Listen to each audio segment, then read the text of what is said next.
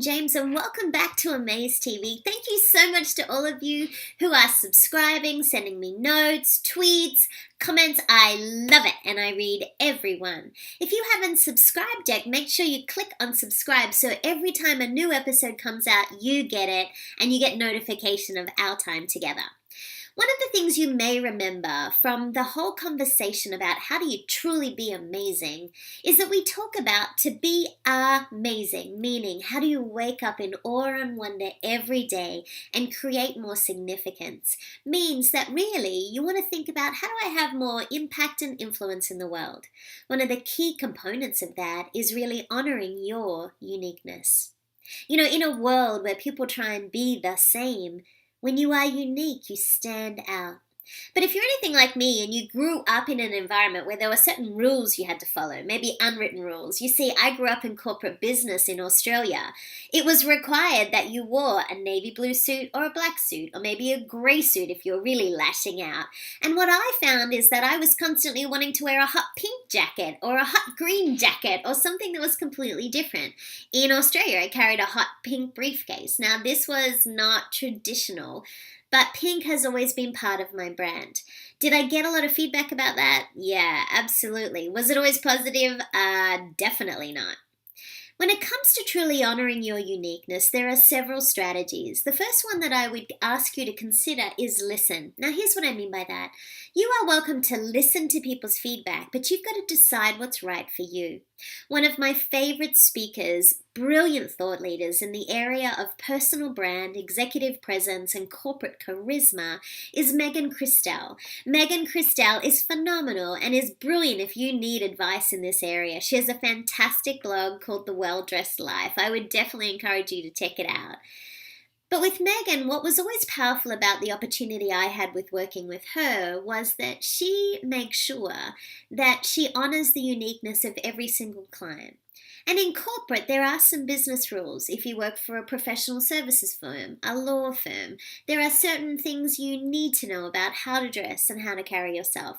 But I've always loved that Meg has allowed me to embrace my uniqueness, meaning sometimes I might have to wear a navy or a black dress, but I could pop on a scarf that has a little bit of hot pink. And she has encouraged me to use my brand, the pink of my brand, maybe not as bright and crazy as I used to, but in a piece of jewelry, in a clutch that I'm carrying, but just something small.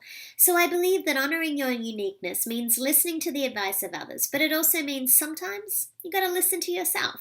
And so what you want to think about is listen, solicit, get information from people, but decide, is there something about you that you want to keep? For me, branding with color is an easy way to honor my uniqueness. My water bottle is pink. This is a great water bottle. Everywhere I go with this. Those who know me know that that is truly my favorite color. My business cards are pink. My first book was pink. And so for me, that was a part of my uniqueness. So listen to what people say and then decide if it's really beneficial for you. The next thing that I would say is if you really want to honor your uniqueness, be a thought leader, not a thought repeater, meaning be a person who thinks very strategically about things. Use your own content, your experience, your wisdom. You don't have to regurgitate everyone else's stuff. It's okay to quote people occasionally. If you're ever going to use anyone else's information or brilliance, please ensure you give full attribution to the source. I'm part of the speaking industry, and speakers have phenomenal stories and examples they share with their audiences around the world.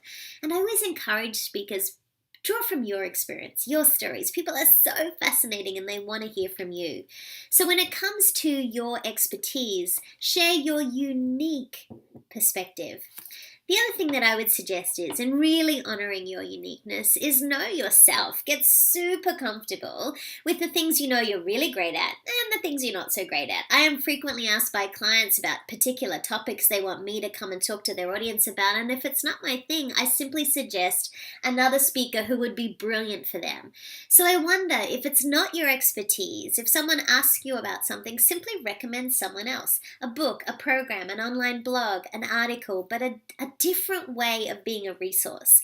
So if it's not your expertise, suggest someone else. You got to know yourself, know what you're really good at, and then share someone else as a resource for the rest.